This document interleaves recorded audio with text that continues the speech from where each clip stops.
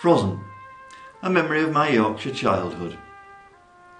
Time was when a Yorkshire winter was a thing to be reckoned with, creeping in around the sash windows, sneaking under the doors, and insinuating its icy fingers up between the floorboards to nip at any exposed bits of flesh it could find.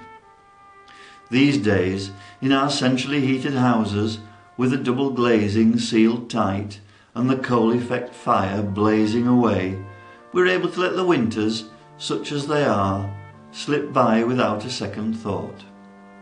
When I was a lad, to coin a phrase, how different things were. At that time, back in the early 1950s, my family lived in an old barn of a house on the edge of the home valley. We weren't badly off, but you'd have had to be royalty to afford the fuel to heat such a building to any sensible level. Of course, in common with everybody else at that time, my parents didn't even try. The further reaches of the house were regarded, more or less, as an extension of the great outdoors. In 1948, my father had taken the unprecedented step of removing the old black-leaded range and replacing it with a modern, well-stood cooker.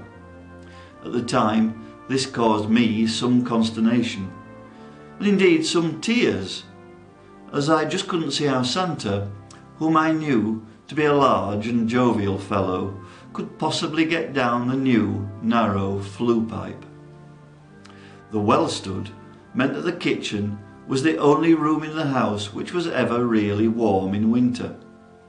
And I apply that word in the loosest sense, since the floor was of flagstone and the sash windows had to have their gaps packed with newspaper sometime in October to make the indoor and outdoor weather conditions a little bit more distinguishable.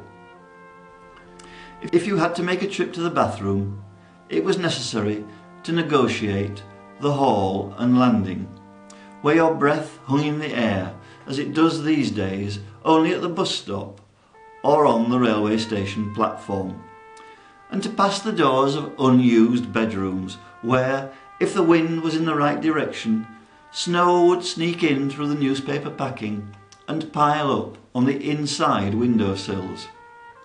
The bathroom itself was like a refrigerator, the only blessing being that the lavatory seat was made of wood. At night, Father would take a shovel of burning coke into the sitting room and start the fire there. This involved piling coal on top of the coke and then holding a sheet of newspaper over the opening until the fire roared and the newspaper started to turn an autumnal shade of brown. A moment's inattention and the paper would burst into flames. Father would let go of the edges and the whole flaming sheet would disappear up the chimney in a shower of sparks. Once the fire was well alight, Father, Mother, Gypsy the dog and I would decamp to the sitting room to watch flickering black and white images beamed to our Echo TV from Home Moss, high in the bleak no man's land between Yorkshire and the west. The weather too came straight from the moors, and though we had a mat at the door and thick velvet curtains, I knew that playing in the darker corners of the room, away from the friendly firelit circle where my parents sat, was akin to playing outdoors and necessitated an extra pullover, and sometimes even gloves. At nights, the beds were piled high with felty utility blankets, and the mornings saw the insides of the windows thick with the scribblings of old Jack Frost, and where I did on the odd occasion wake to find my breath frozen to ice on the bedding. I'm glad now that I had that Yorkshire childhood, and that I've lived through a time when the seasons really meant something, and in common with generation upon generation of my forebears, I've sat with my face to the light and fire, and my back to the cold and dark.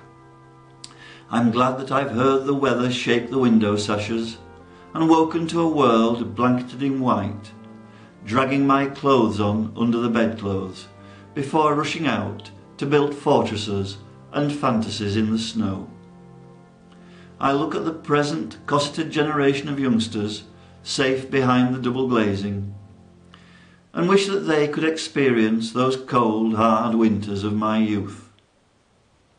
I wish that they could, but I'm so glad I no longer have to.